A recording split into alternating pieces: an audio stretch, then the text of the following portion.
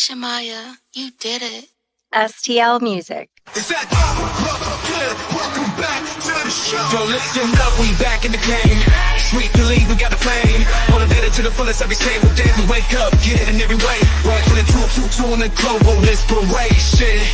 Talk this sports and top news, no hesitation. Sweep the league is back. We always coming back, that's a fact. Wanna tell them that STL Music, mama, we did it, where we at? Coach Jill in the house with the flow so tight. Every rocks, that's we unite. The best show, Monday through Friday. If this ain't different, they lying. We got the energy. When I say sweep, you say the league. Sweep the league, sweep the league, sweep the league, sweep the league. San Antonio, let's go. Sweep the league. Sweep the league. Sweep the league. San Antonio, let's go.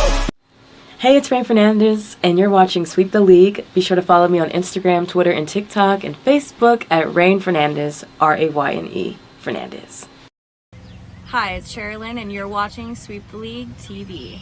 Follow me on Instagram at official Sherilyn for more content. 2, 1. Well, as you guys can tell, Derek Irvin doesn't miss anything. If you don't want to miss anything as well, go to YouTube. Search at Sweep the League TV. Be a subscriber today. We're giving away a bunch of prizes and stuff. Be a subscriber today so you don't miss, just like Derek never misses. Subscribe to Sweep the League.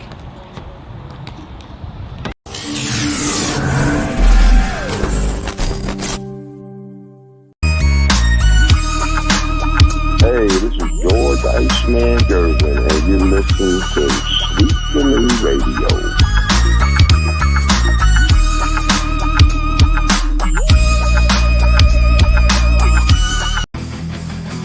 Sweep the league TV where legends collide. If the Cowboys fall short, we'll still ride the tide. Like Jordan in the clutch or Brady's last play, we bring the fire, keeping fans in the fray.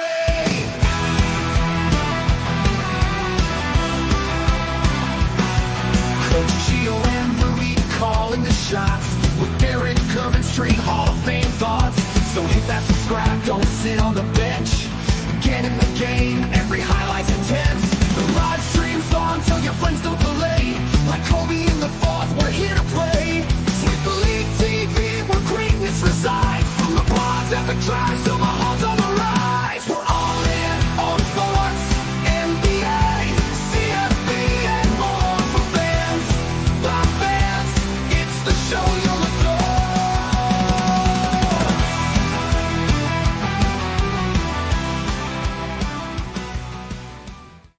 It is a Thursday night edition of Sweep the League. Rudy Campos Jr. going to be joined by Hall of Famer Derek Irvin.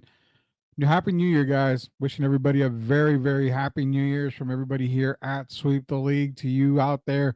Hope 2025 is going to be the year for all you guys. I can tell you right now, behind the scenes stuff, if things work out very well, you're going to be seeing a lot more of Sweep the League, and that'll be around the city. You're going to have more opportunities to listen to Sweep the League, not just our podcast at 9 o'clock. There's other stuff going on. You may be able to catch us at more times than just 9 o'clock. So just be patient with us and be prepared for hopefully the good news comes down for us in 2025. All you got to do to make sure you get notified, go to YouTube, be a subscriber, search Sweep the League TV, hit that notification button, hit that subscribe button. You're going to get the info as soon as we get it, man. So 2025 is looking up. What are we talking about tonight? So, I mean, we're not going to waste a whole show talking about the San Antonio Spurs, the Dallas Cowboys. I mean, we talk about everything here. We talk about every sport here. We get into everything that we can. So we're not going to waste a lot of time on that. Hey, Spurs are doing good. They're doing fantastic. They're, play-in bound right now. Cowboys are basically on vacation. The only real Texas team right now really watch for is the Texas Longhorns, which that's going to be our first subject, is the Texas Longhorns and Arizona State game. We're going to get into Saquon Barkley. Should he have broken the record? Should he have played to break the record? We're going to get into that. Also, Jaden Ivey, the injury, Cole Anthony bumping into Jaden Ivey. That's a horrible, horrible thing to happen. Jaden Ivey did come out and say, hey, it's a basketball move. He totally understands. It happens. Nothing against Cole Anthony. But again, that hurts the Pistons, who I'm going to remind Derek that I was telling him that they're going to be a good team this year. So I'm hoping to give him his Detroit love. And then we're going to end the night with some point guard talk. Steph Curry, considered one of the best point guards of all time. Stop it. Stop the nonsense. He's not a point guard. He's a shooting guard. We're going to clarify all that stuff here and a lot more on Sweep the League. Let's bring on the Hall of Famer himself, Derek Gervin. Mr. Gervin, it's a new year, and it's going to be a great year for Sweep the League from what I'm understanding. I'm sporting your colors, man. Yeah, North Carolina. Too bad their basketball team is terrible this year. That's all right. They'll regroup eventually. You know that. Yeah, they will regroup. How's the new year going for you already, man? 2 days in. Good, Rudy. And I want to wish everybody else a happy new year as well. It's a day late, but hey, better late than never. So happy new year to everybody. Yeah, better late than never. On our first commercial break, man, we're going to give everybody a sneak preview. Now, it released on midnight, January 1st. As soon as the clock hit 12, not only did you hear fireworks, but STL Music released another Wemby song. Another album's coming out from STL Music called Wemby the Future. We're going to give everybody a little taste of that. If you haven't heard it yet, that'll be on our first commercial break. So nonetheless, man, we got a lot to get into. College football playoffs, Derek. I mean, let's not waste any time. I went 1 for 4, basically. 1-3 was my record in this college football playoffs. I had Boise State because I love the upset. That didn't happen. I took Texas, which almost broke my heart. Blame it pretty much on Sark for all those issues. I took Oregon, who just decided to not show up. And you did say a lot of times, there's a game going to be where Oregon does not play well. Hopefully it doesn't happen in the CFP, happen against Ohio State. And then, of course, earlier today, you saw Georgia lose to Notre Dame. And before we go any further, definitely prayers are out for everything that happened in New Orleans on Bourbon Street from us here at Sweep the League. Just a terrible, terrible thing. Also, you had the incident in Las Vegas.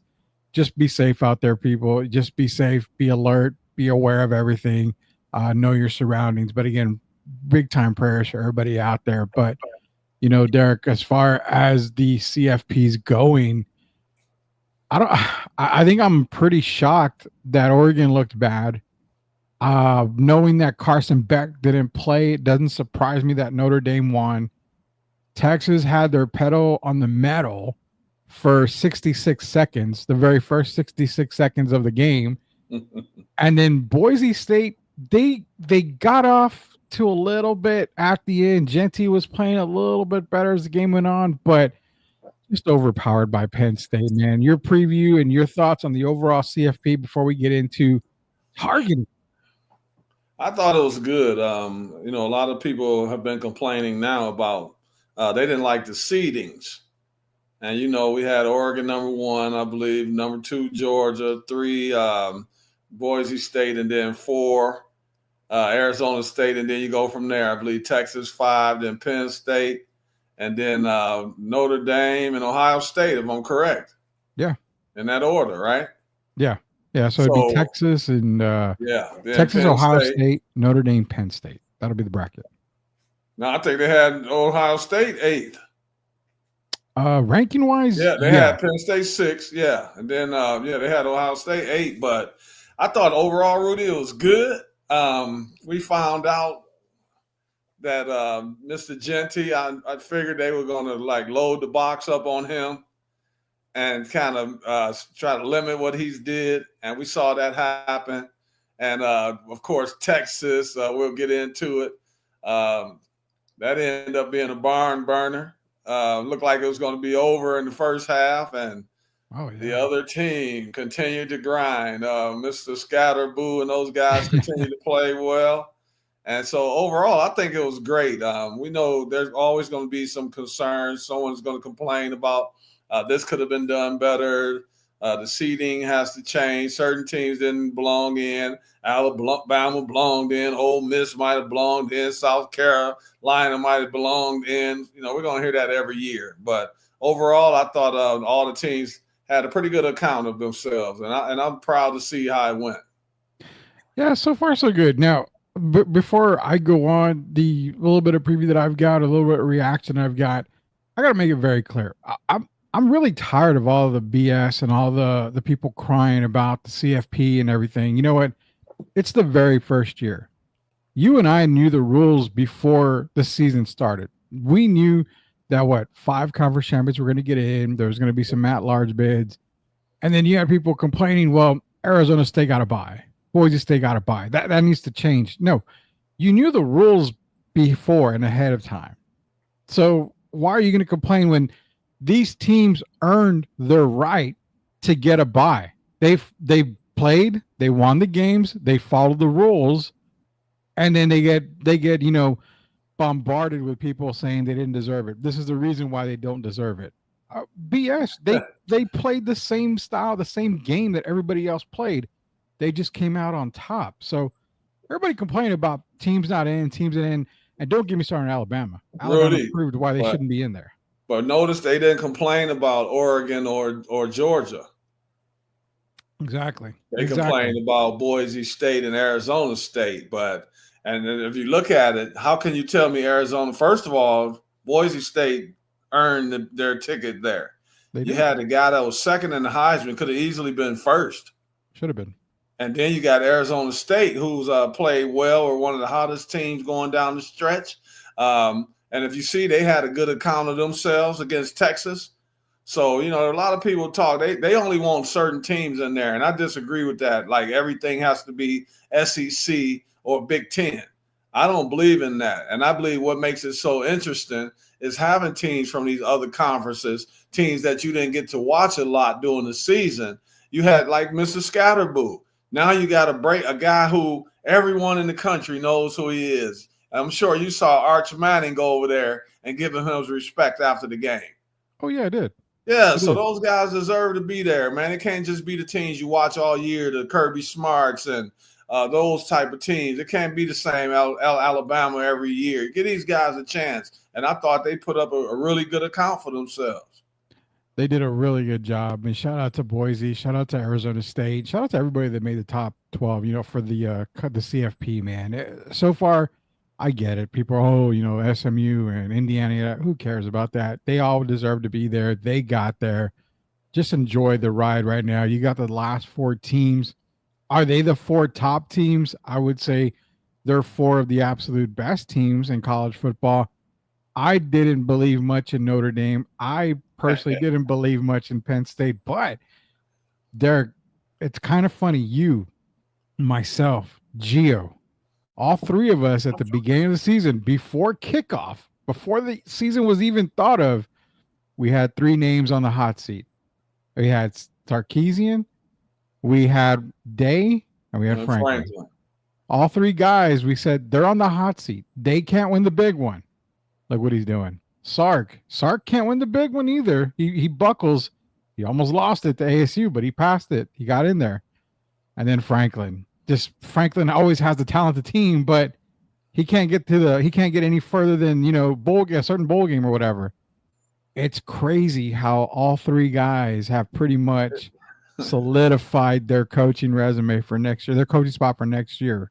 It's crazy. If you look at it, and I wrote a post on Facebook about an hour ago, and as the season went on, I kept telling you and Gio, though I believed in Penn State and Notre Dame, this is the first time that I've picked both of them to win this many weeks in a row since I can remember, since maybe I was in my 40s, man, that I actually picked Penn State to win again and Notre Dame to win again on the same day. So I got to give those coaches credit. Coach Franklin was, as we know, on the hot seat. I believe he secured his job. We know with Notre Dame every year, and I got to give Notre Dame a shout out, man. I think this year, this is one of the best teams they've had. It almost takes me back to the Raheem Ismail. Oh, yeah, Rocket Ismail. Back to the Rocket days.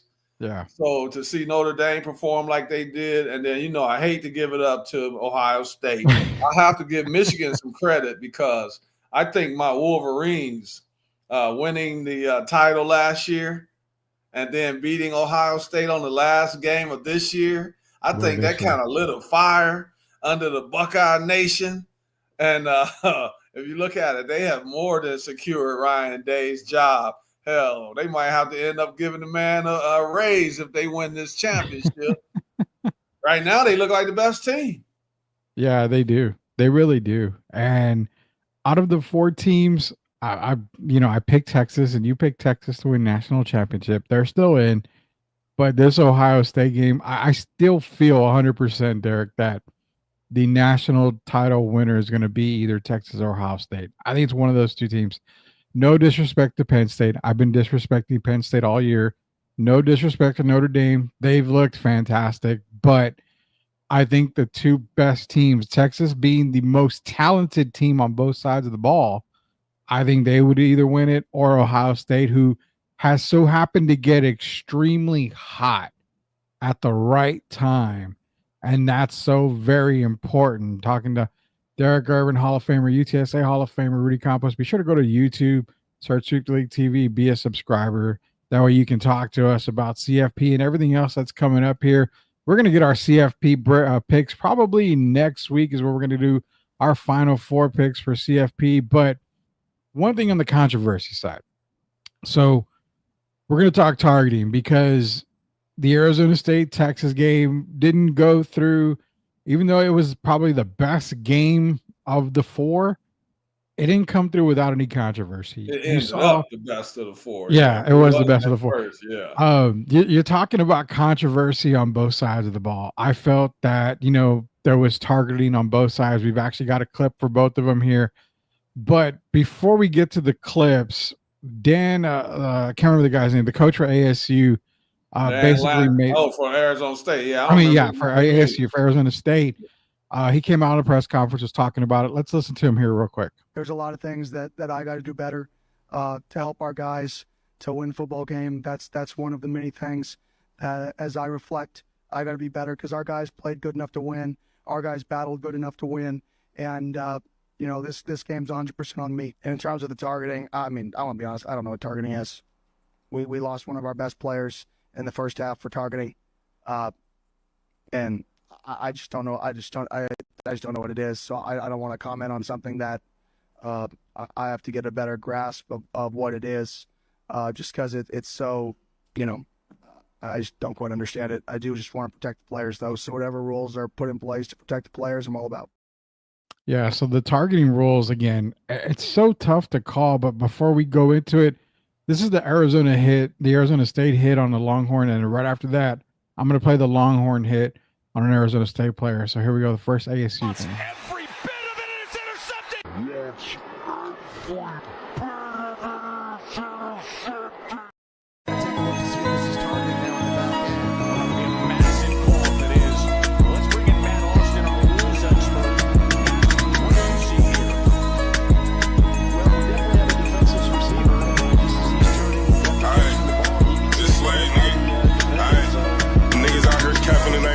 That's not bad. I'm really about to drill, about to lash. I get on that. You say he gonna kill me to that bitch.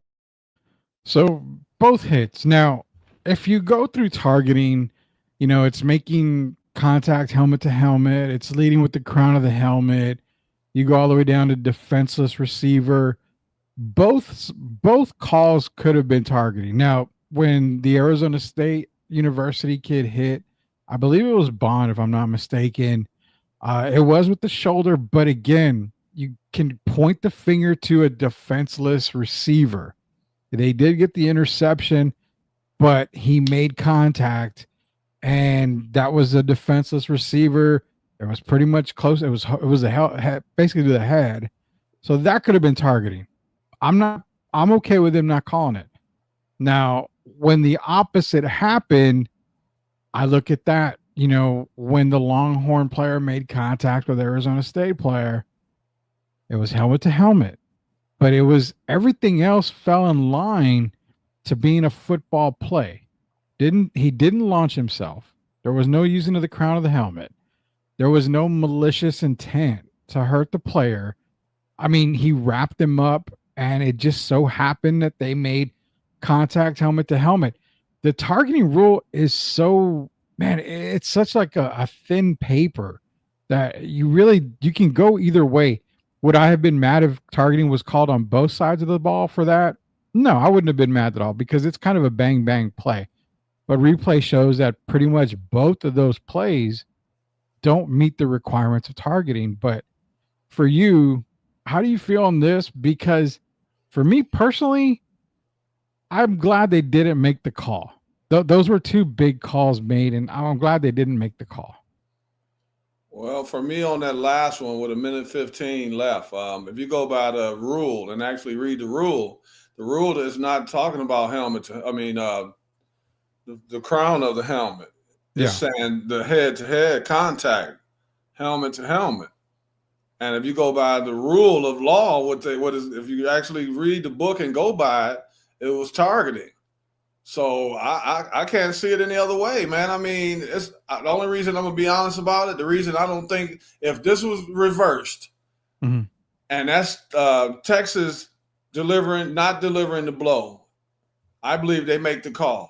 But since it's Arizona State, and we got to be honest, really, who do they really want to see in the Final Four? The Texas or Arizona State?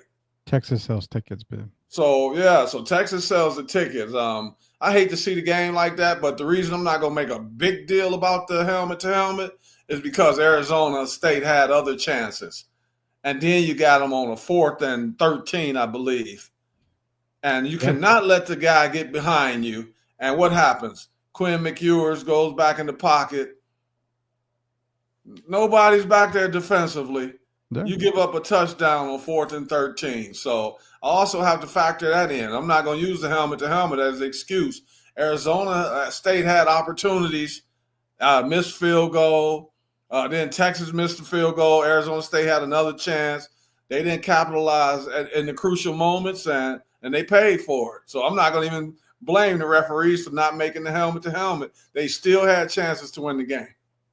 They did. They really did. And, again, I'm okay with them not making that call on both sides of the ball. I'm okay with it. I understand the targeting. I understand it was making contact helmet to helmet.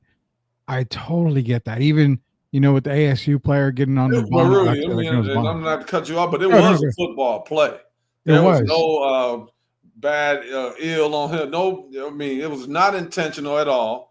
The young man was not trying to hurt the guy and go. He was just making a football play, and they end up bumping helmet to helmet. So I'm sure after the refs discussed it, they probably felt exactly like you and myself. A lot of people, they didn't want to decide the game like that, and I can understand it because if we talk about it, some people are going to say it was a penalty. Others are going to say it's not. So when it's that close, hey, they made the call that they thought was right, and I can't argue that. Yeah, and I think even replay gets involved in that. So if the replay center feels that it's not,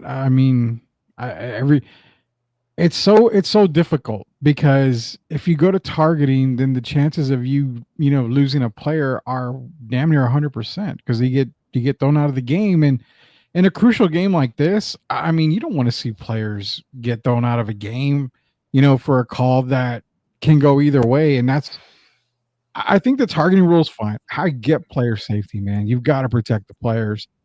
But I think if there's targeting, one thing I would change is don't throw the player out of the game. Don't. Unless it's malicious. He said no. I'm not disagreeing. I'm saying, but I'm glad to tell you, do you know why the Arizona State fans were really mad if you really look at that video? What's that? What happened after the hit? You gotta remind me, man. The player was laid out on the ground. Yes. Okay. Yes, he was. So just a lot of people, even if it's not targeting, concussion. If it's even a question, the fact that he was laid out like that, what are the Arizona State people going to say? 100% of them that it was targeting. Yeah. So sometimes things might look a little.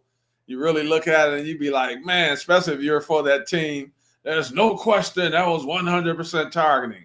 I thought it was targeting, but it was still a gray area there. So the refs made a call, and I can't really argue it. Yeah, it's tough to argue it. It was a bang play, and it could have gone either way. Luckily for everybody, that they didn't throw the flag. They agreed that it wasn't targeting, Texas came out on top 39-31.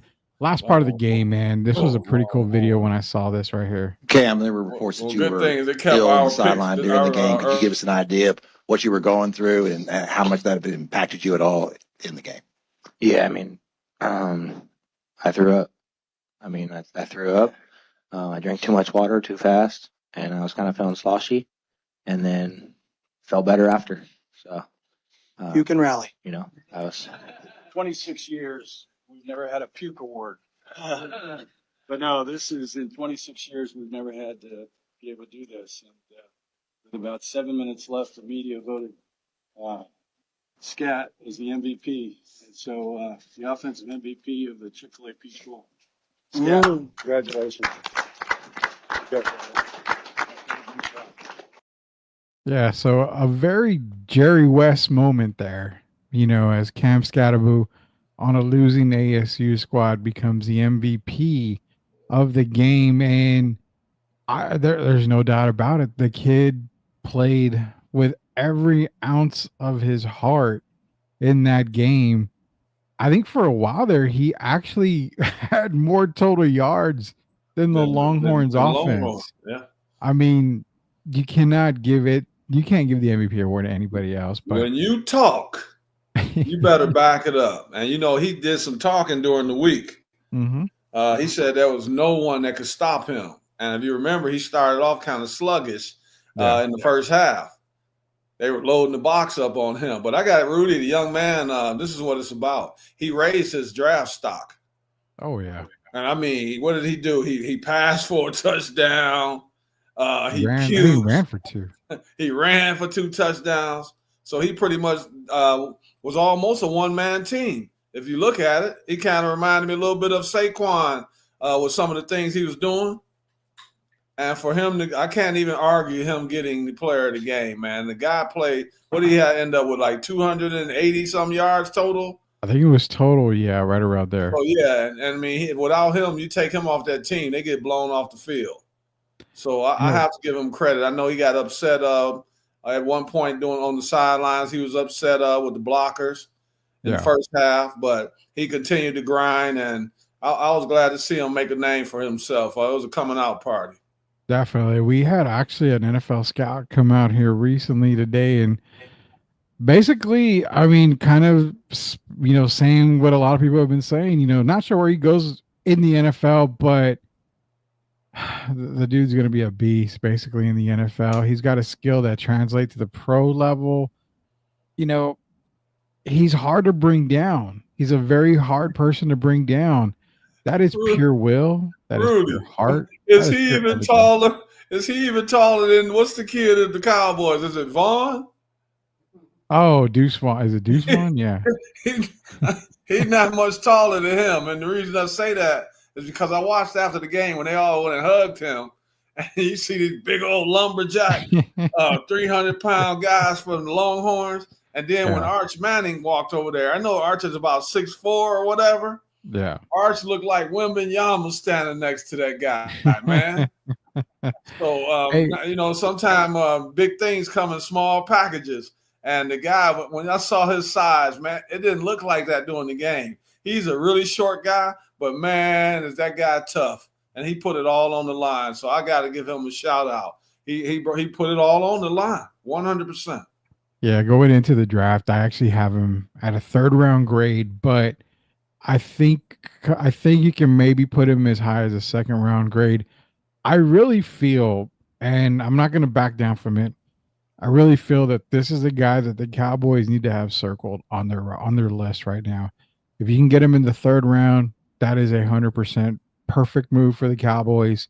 I understand Genty, Amari Hampton from the North Carolina Tar Heels, another great one.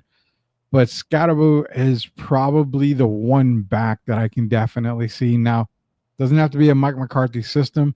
What he brings, Derek, is he brings that ground and pound type of running back that you kind of need. And the Cowboys, I think he fits well with Dallas right there. Rico Dowdle is a pretty good change of pace back. Gives him, a little bit of power in the backfield with Scatterbo as a Cowboy. I could also see him with the Chargers possibly. I know for a fact Harbaugh and Justin Herbert will do wonders with him there. So there's a lot of other teams that I think he can go with. But I like him as a Cowboy right now. Hopefully Jerry Jones is listening and maybe they'll circle him and maybe draft him. He's not as quick as a Pollard, but no. He's tougher. If not, he's just as tough or tougher. And that's what they need as a guy who's going to, when he takes that first hit, he's going to continue to fight and he's going to end up picking an extra 2 or 3 yards. And we know they call that yaks. Yeah. So a guy that can give you yaks is always an important player. And that's why I think he's going to have a pretty decent career.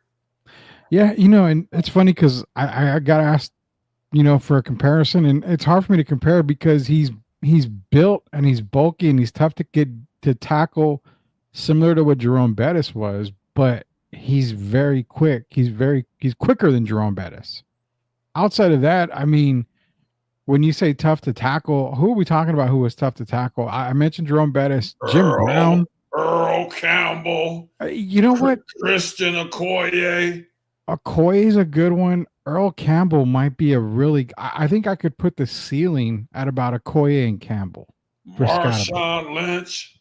I don't know. Lynch is. I think I'm he's just saying about toughness. Toughness wise? But I would compare more like an Earl Campbell, Christian Okoye, those kind of guys. Yeah, I would definitely see that. I mean, if we're going to be honest, and I throw a real name out there, New York Giant fans, remember Brandon Jacobs out of Wisconsin? I think that's kind of a good comparison. Very tough guy to get off take to the ground, but can also be quick. How old are you? I'm 45. You remember the name John Riggins? I do. Washington back in the Redskins. Yeah. Another guy with deceiving speed. Yeah. That's right. Tough to get on the ground. Yes. Yeah. That's what this young man reminds me of. It'll be a nightmare for these big guys. Because he can get low. He's got a low big men don't like to. I was training a kid today and his little brother and sister. And I told them, the little girl's only 8 years old. And I told her, big guys like us, we don't like guarding a person like Kyrie Irving or someone like that because we don't like bending down. And it's the same in football when you got to try to tackle that guy. And you got to try to grab him by either the shoulder area or the legs. Yeah. And by the time you try to do all that, he's gone. Oh, yeah. Yeah. And, I before we go to our next talk here or maybe a commercial break, I got the perfect guy. And maybe you'll remember him, maybe you won't. They actually are the same height because I looked them up to make sure. Scottaboo's 5'11". This guy is 5'10". But do you remember a guy out of Wisconsin by the name of Ron Dane? Ron Dane, Rudy, stop it. Come on. I think that's the perfect comparison for Scottaboo for me. I can't even let you get the whole name out. You're gonna know come on, like I don't know who Ron Dane is. Are you kidding? Yeah. I like that comparison. Ron Dane. I mean, that's a really good comparison. I think I'm going to have to especially for college. We're not even talking NFL. That's a really good comparison because that's what Ron Dane. That's basically how he made his name known with the Badgers. Was his toughness. He wasn't a guy that had Barry Sanders' speed, but he was a guy that was just tough. And if he could get away from you, he was hard to catch. Yeah. So Ron Dane that's a perfect one. I'm going to stick with the Ron Dane then because, I really feel that's the comparison that I've got for him going on right now. Talking to Hall of Famer Derek and Rudy Campos Jr. Sweep the League comes to you Monday through Friday, 9 p.m. Most of the time it's going to be Tuesday through Friday, but we will come to you at 9 p.m. here on Sweep the League. Be sure to go to YouTube, search Sweep the League TV. Be a subscriber. When we get back, it's Saquon Barkley talk. And also Jaden Ivey talk, some NBA talk, and then Steph Curry. Oh, he's the greatest point guard of all time, Derek. Oh, stop it. He's not even a point guard. We're going to get into all that here in just a little bit. Hall of Famer Derek Irvin, Rudy Campos Jr. Wimby breaks NBA record, man. He ain't done yet. This guy is from out of this world. He's got to be an alien. What is going on? Oh, my goodness. This guy is really going to be special. Ain't nothing to it. Wimby still lit. Wimby still lit.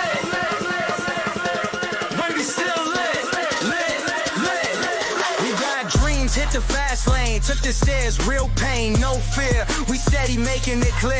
I'm the captain, nice to meet you, but I make chess moves, no snooze. Bless you, we turning the impossible to possible. Doing what we do, call me Wemby, alien, flow too quick. You can't see me, just saying. The only thing that is your season, come see. You are watching Sweep the League TV. Make sure you subscribe and catch our new videos. Sweep the League TV with Rudy, Derek, and Coach Gia. Let's get back to the live show. You are watching the best in the business.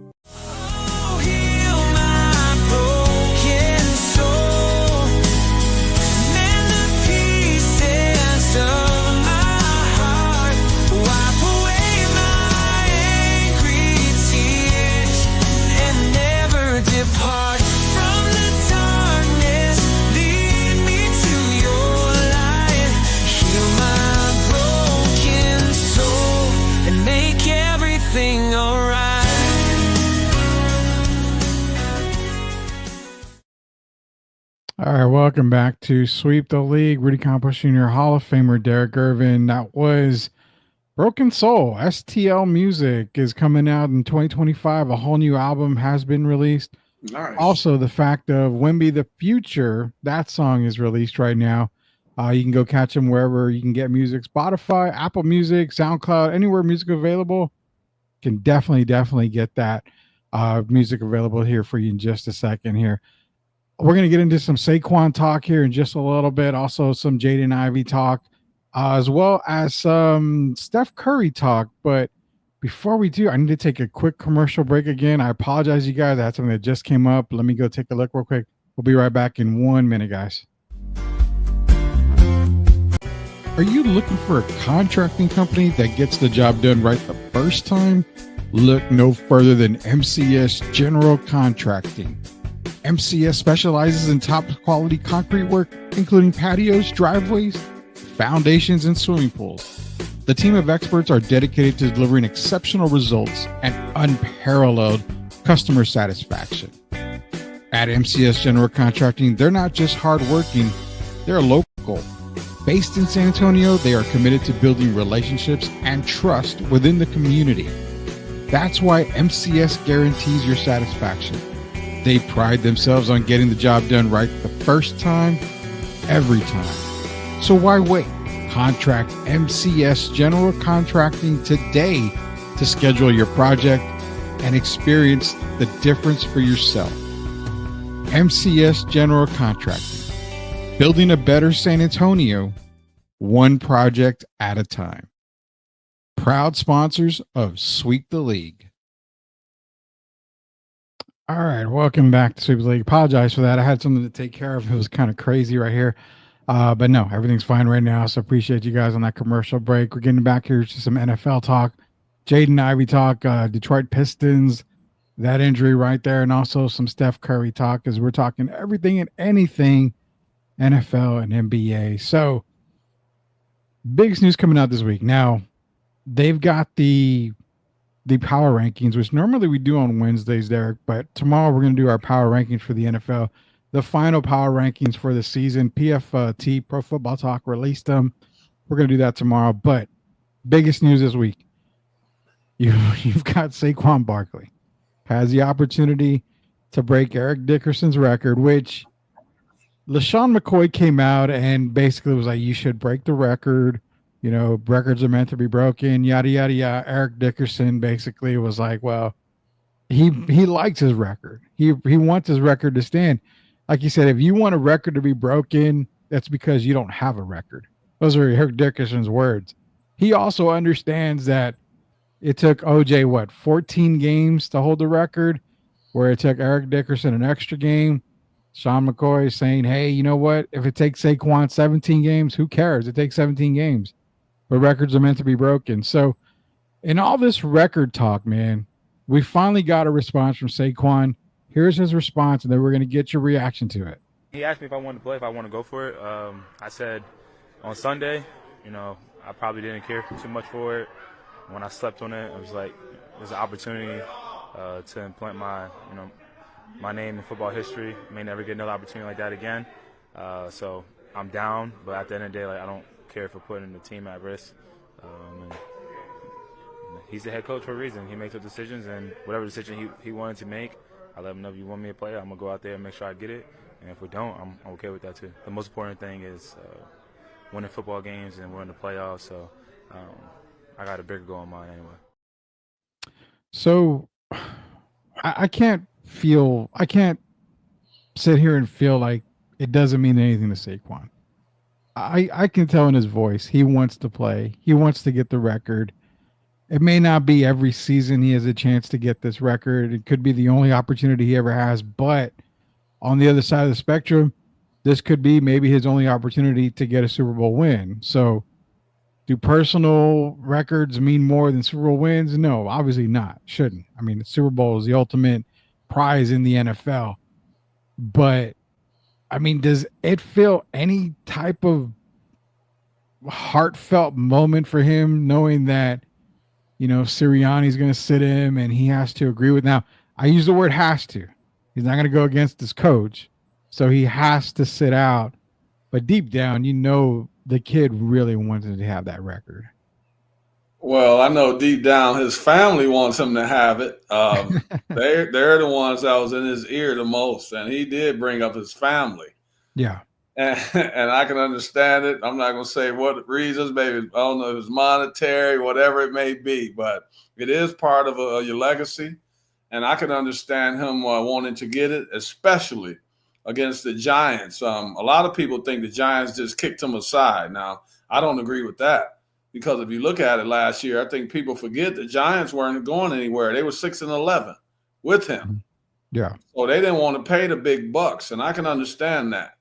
So I can, you know, but then I understand him wanting to get the yardage. But here's the thing for me, Rudy, and you and I talked earlier. Yeah. I can see both sides, because now I'm putting on my general manager and my vice president hat.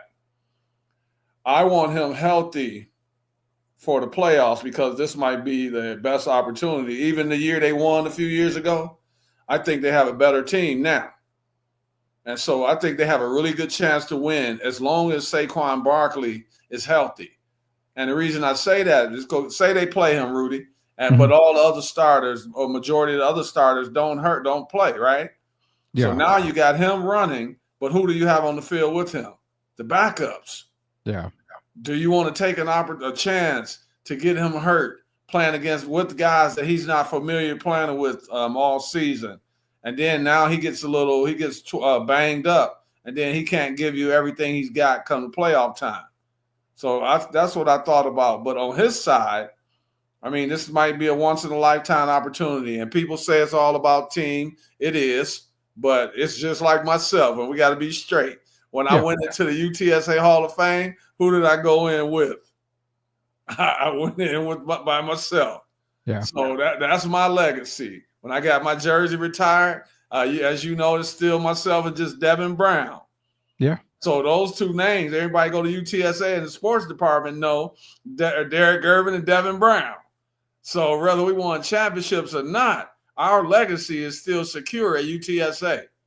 And so I can understand him wanting to break the record. And this is why, as far as Eric Dickerson, who was one of my top 5 running backs of all time, ED, please remember this. Records are made to be broken. O.J. Simpson, who was my favorite football player that ever lived, him and Lawrence Taylor, even over Barry Sanders. O.J. played 14 games to break the record, right? Who had the record, Rudy? Jim Brown. How many games did Jim Brown play? 12. Mm-hmm. So O.J. broke it in 14. Okay, so then Dickerson comes along and he breaks O.J.'s record. So if Saquon were to break the record, I don't care if it was 17 games. I told George Gervin, my big brother, who I talked to about an hour ago, Klay Thompson broke his 3-point record, his 1-quarter record with 37 points in the quarter. I don't care if it was 3-pointers or not. He still made 9 for 9 3-pointers, and he made 13 for 13 in the quarter. Yeah. So to me, he earned it. 37 points, even though he broke my brother's long-standing record. And I feel the same about Saquon. First, it takes durability to even break the record, right? Yeah. And Saquon has been consistent all season long. I think if you take him off that team, they're a team that goes 10-7 this year. So I know they have Jalen Hurts, but if you look at it right now, who's the spoon that stirs that drink? It's Saquon Barkley. So it's a tough one for me, but I can understand him wanting to get the record. And Rudy, if he really wants to, he can override the coach. If he really, really was that kind of guy and wants it that bad, he'll have the final say. Do you believe that? I believe it. I really do. I mean, if he really wants to play, I believe he can play, and Sirianni really can't do Give much. him a half, Rudy. It probably only take him a half, but on the other side again, I'm telling you, the Giants don't want him to break the record on them, right? No, and I really truly feel, and it sucks to say this, it really does, but I think there's so much ill will that the intent to hurt. They'll load the box up there. on him. See, that's the main thing I thought about that we didn't talk about earlier. I really believe they would load the box up on him to try to stop him from getting the record. And in doing so, even if he tweaked an ankle or something like that, that could hinder him and hinder the team come playoff time. And that's so, he'll decide. And Sirianni, if he trusts Sirianni, he trusts him more than I do. But, we'll see what happens. Yeah, we'll see. I mean, obviously, he's already planning on sitting. They're going to sit Saquon, get him ready for the playoff push. But, Rudy, can I say this? And I'm sorry. Yeah, go ahead. If you really want to be honest, because I love the Buffalo Bills and Josh Allen, right? Yeah. And I know Lamar's had an outstanding year. Joe Burrow has had an outstanding year if you're going by stats. But to me, honestly, if you just throw everything out the window and go just strictly on their merits, Saquon Barkley is the MVP this season for me. You and I have talked a lot about MVP talk, and it's tough to not have him in there. It really is tough to not have him in there. I mean, you look at Josh, you look at Lamar putting it up, recently, you look at players like Sam Darnold. Jared Goff was hot, but he came down a lot, lately. That's more of a Montgomery and Gibbs type of offense right there. But I mean, Saquon top 4 at least. They haven't put up Marino numbers. So he's talking about 4,000 something, almost 5,000 yards. No. So they're not. If you look at their stats, it's not in comparison to Saquon with the 2,000 yards. No, it's not. It definitely is not. And that's, that's the thing too, is that I think Saquon definitely does he should get a lot of love. Where he falls in the MVP voting, I really truly think if he was to have played and broke the record, I mean, you're probably looking at the possibilities of him maybe being second. I don't know. And the thing is, it's kind of crazy because you talk about Josh Allen being MVP and you get a lot of pushback. People are saying that Lamar deserves MVP over Josh Allen. I don't think I'd be upset if either one won, but what the difference to me is, again, Josh Allen's team has the better record, and I feel Josh has done more with less compared to Lamar. I mean, James Cook is no Derrick Henry. No disrespect. He's no Derrick Henry. But Derrick made it a lot easier for Lamar, where Josh had it a little bit tougher. And see where you are right now, that's why I say Saquon for me, okay? Because if you remember early in the season, I can go say the first half of the season. Yeah. Who was more headed towards being the MVP? Was it Derrick Henry or was it Saquon? Derrick Henry. Okay, so we were hearing Derrick Henry already in the MVP conversation early in the year, right? Yes, sir. So they say it's not how you start, it's how you finish. So Saquon came and eclipsed Derrick Henry. And we haven't seen this many breakaways out of the backfield in quite a while, Rudy. Yeah, it's been a while. He was getting a lot of highlights, man. It started off Derrick Henry early in the year, but it ended up Saquon. And so if you really, for me, I mean, if you go by what's the freshest in your mind is how you finish. And who had a better finish than Saquon Barkley? Nobody really. I mean, Saquon's been on a tear. Lamar's been up and down. Yeah. Joe Burrow's been up and down. Yeah, and actually, Mahomes Joe is not hasn't even really. in the conversation. Yeah. You Yeah, got so- Allen didn't start off great at the beginning of the year, Josh Allen. yeah. And then all of a sudden he came on, only got us the one that's been most consistent all season. And you even talked about it. If you take away the tush push, I don't even think we'd be having the conversation. That's another No. 10 touchdowns for Saquon possibly. Yeah, and that's what I'm saying. I feel the coaching staff lost the MVP for Saquon Barkley with that whole tush push thing, especially the goal line. I mean, you've got the best running back, one of the best running backs in the league right now, and you're still using a tush push, which I get it. It's unstoppable, even though it has been stopped this year a couple times. It's, an unstoppable type move, but you brought in a guy like Saquon to take the load off of that where Jalen doesn't have to go through that. Do they not understand that when Jalen gets under the pile sometimes, that's a lot of big fat bodies on top of him? I mean, you're going to do damage to your quarterback. As you see, he has injuries every now and then. So you take that away from him and you give it to Saquon.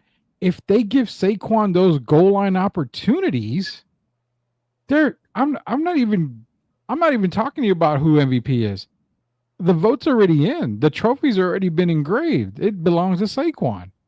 I have no doubt about it. But because the Eagles kind of screwed Saquon on that, I really feel that because you screwed him on that, the opportunity to break the record should have been there. That's just my opinion on that. Well, hasn't he had an Adrian Peterson type year? Oh yeah, he really has. Adrian Peterson is the last running back to win the MVP. I feel that he's had an Adrian Peterson type year. He has. And for all we know, Saquon could get it. We don't know. I mean, we don't have any idea. Shout out to JC and Locked On Spurs. Don't you guys think we're ignoring you? Happy New Year to you as well, to you and your family. Merry Christmas, JC, and to you and your family, and Happy New Year as well.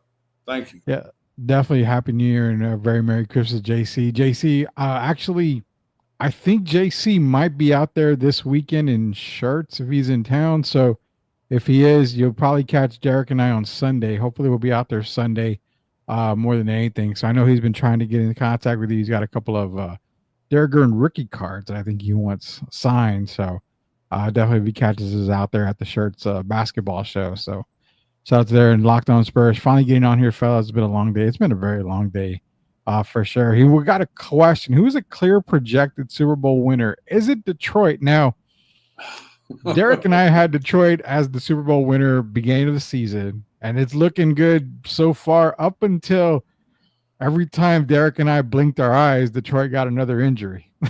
And they got injuries left and right, man.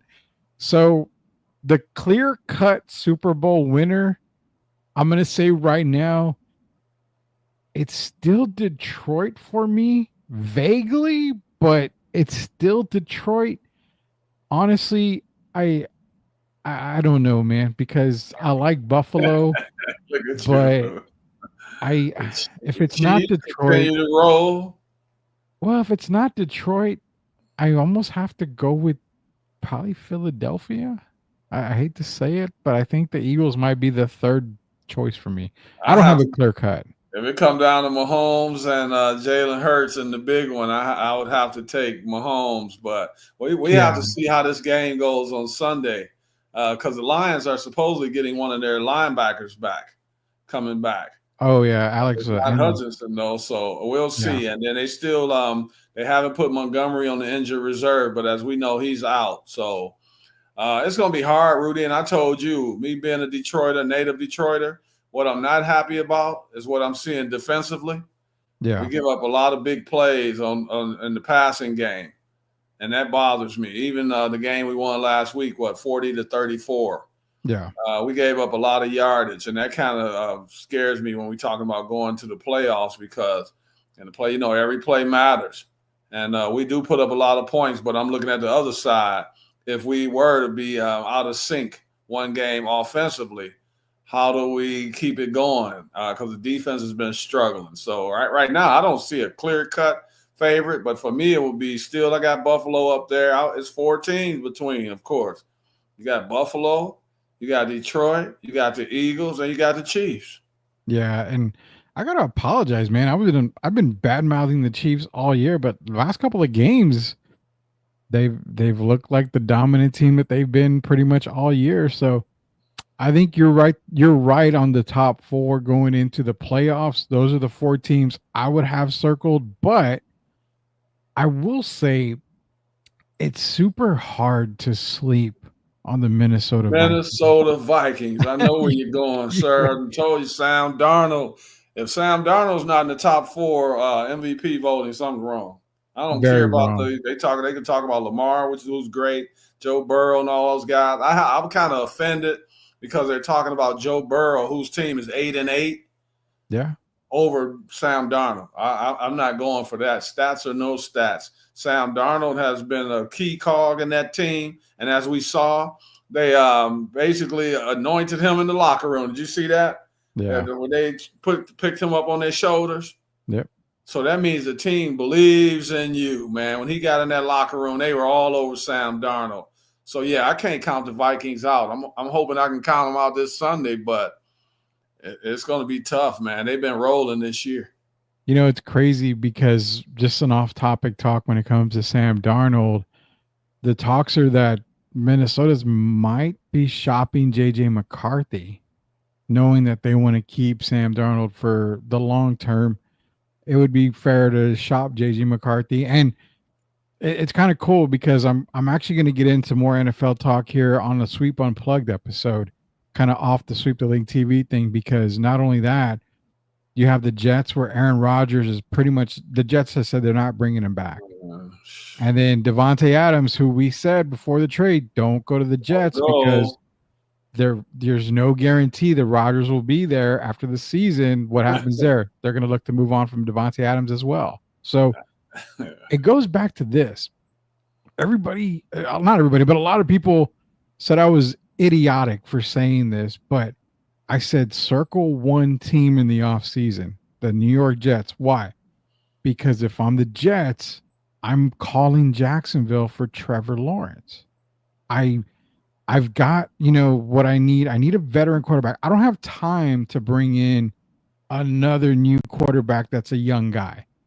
Give me an established guy. I think Trevor has kind of already, he's already done enough with everything he could do in Jacksonville. So I think a new start, a fresh start.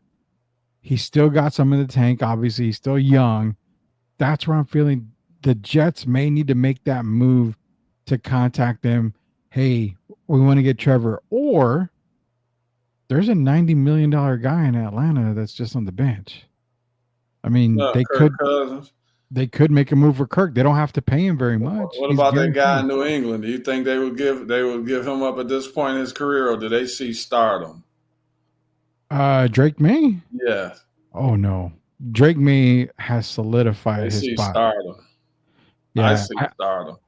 I mean Penix May, obviously Caleb Williams, because they're not going to get rid of him. Bo Nix and Jaden Daniels, those 5 guys have pretty much solidified themselves as starters. Now, if you go to Indianapolis, the Colts, I think they don't believe in Anthony Richardson. So, I mean, they could possibly make a move for the Cousins. They could probably make a move for Cousins there. I mean, I have no idea. So, I don't know. I mean, there's a lot of different things. Did you hear? Excuse me. Yeah, the young lady woke up and his phone got an emergency call. Rudy, did you know that some general managers have written Kirk Cousins off? They said he's hit the wall. I believe so. I can understand that. I'm trying to think of a backup that's out there. I'm not going to bring up Daniel Jones because we know he's gone to the Falcons, but for me, it would be Trevor Lawrence. I still think we haven't seen the best of Trevor Lawrence yet. Kind of reminds me of Sam Darnold. Hasn't Darnold been in the league like 6 years now? He has. 6 or 7 years. And I think the same. I think Trevor Lawrence is only going to get better, and so that would be a move that makes a lot of sense to me.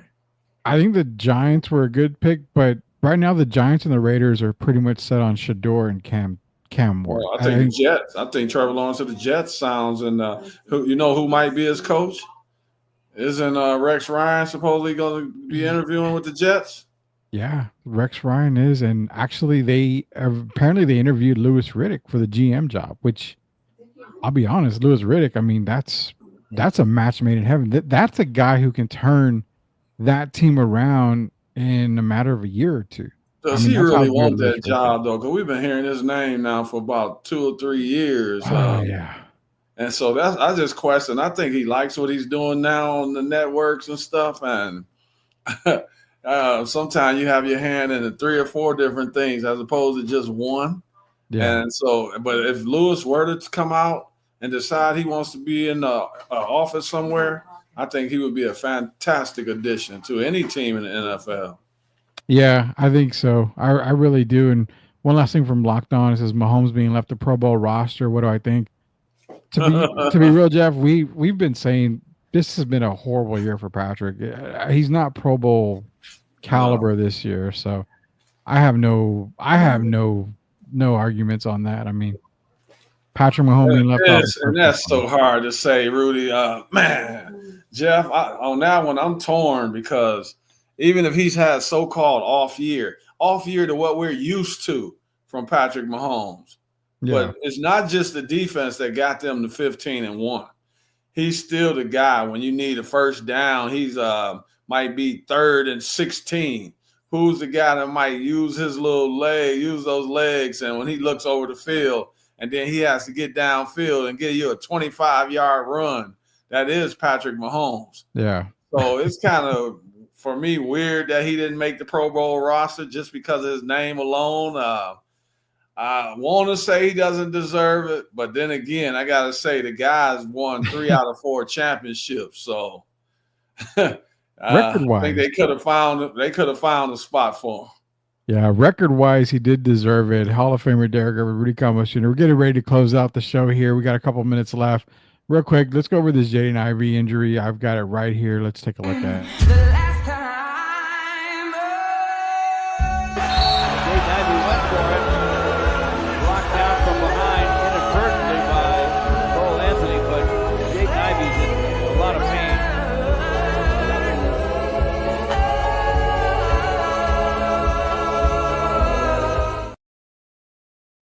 Yeah, seeing the injury by Jaden Ivey, it's devastating. I mean, Detroit was in the play-in game right now. They were in this top 10 in the East, and I still really feel comfortable. When we first started talking NBA, started previewing, I remember I told you I think Detroit can make some noise this year. I really feel strong about him. I really, really do. Cade Cunningham's playing good. Ivy was having a really good season. But I think they could still make a move somewhere to stay within that top 10 to get into play-in contention, at least maybe even playoff contention. But a huge loss for Detroit with Jaden Ivey, man. It's just, and he came out on X and he said that, there was no ill intent. That was not a dirty play by Cole Anthony. Yeah. It was a basketball move. He was going for the ball. He totally understands it. Shout out and prayers to Jaden Ivey, man. Rudy, I want to send a shout-out prayer out to him as well because he's going to be missed. He's having an excellent season. He was averaging over 18 points a game. Him and Cade Cunningham seem to be clicking, and Malik Beasley. Yeah. But when I talked to you, I mentioned a player that they could possibly replace him with, and then I started thinking. I told you Moses Moody, right? Yeah. I've been thinking about it. And then I came up with another name. But the question is, would they trade him? You know who he is. This guy in Indianapolis. Oh. Ben. I don't know if they'd get rid of him. But what would you think about him being an addition? Would he be a great addition to the Pistons? Ben Mathurin. Oh, man. Would it be wrong to say that I think that would probably make them better than what they were with Ivy? Yeah, I think so. Already good with Jaden Ivey, but if you add Benedict Mathurin, the reason I say that is because my assistant coach is the coach there in Indianapolis, Rick Carlisle.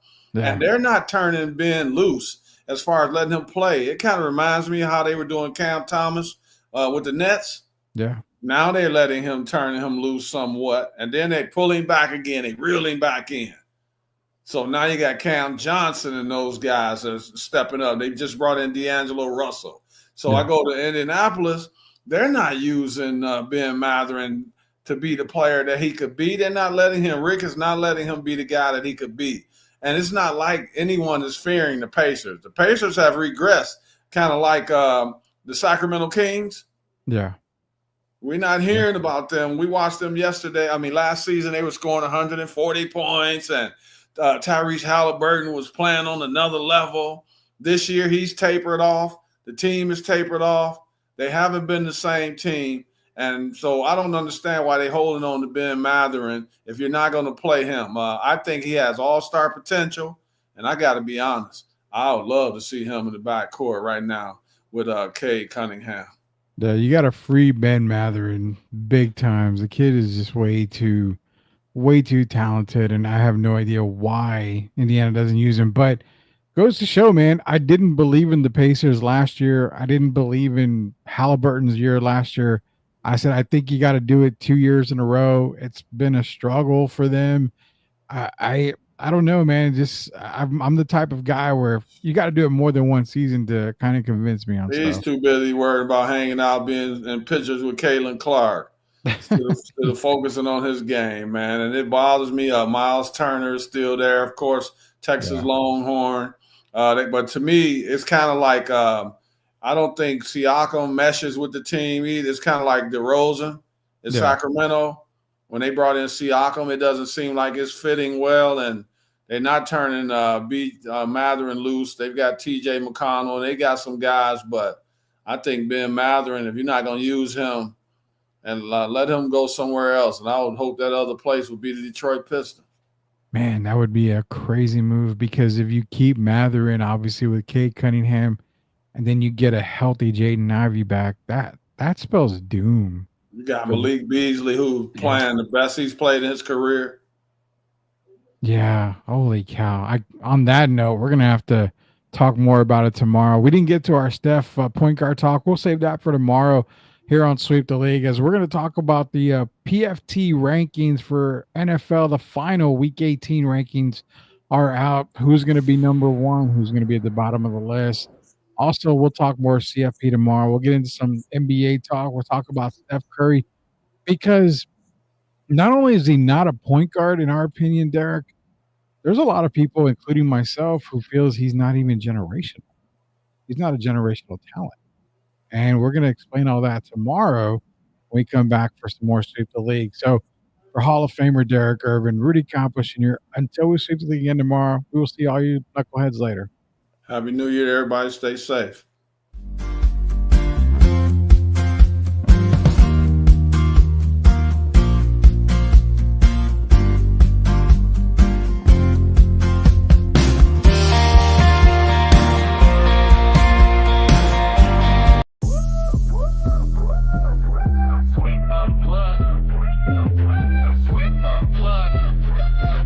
Exclusive interviews with Rudy and the crew. Let's go.